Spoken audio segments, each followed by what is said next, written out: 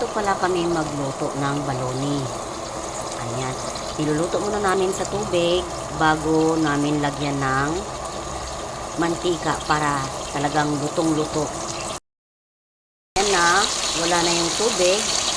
So, nilagyan na natin ng mantika to. Hindi ko lang nabidyohan. At minsan, may sarili talaga siyang mantika pero hindi sapat yun. Kaya, kailangang dagdagan para talagang lutong-luto. Maganda kasi pag ganito kasi maluluto siya at hindi mo na kailangang masusunog at yung dumidikit yung niya, yung sugar. Kasi may sugar to na na processed food eh.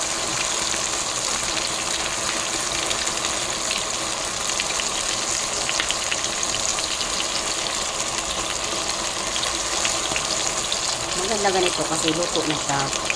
Naluto na siya bago pipituhin. At ito na yung luto na. Ayan, medyo may nasunog unti. Pero talagang hindi maiwasan yan. At ito na talaga. Maganda, masarap na itong pagkaluto. Malambot siya. I-try nyo rin itong iluto sa tubig bago nyo lagyan ng mantika. Kasi malambot siya pagka maluto ng ganitong style.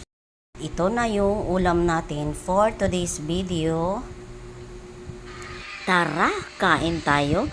Meron din pala tayong kamote na sinabay natin pagluto sa ating rice para tipid. Isang lutuan lang. Dahil diet tayo, kamote lang yung atin.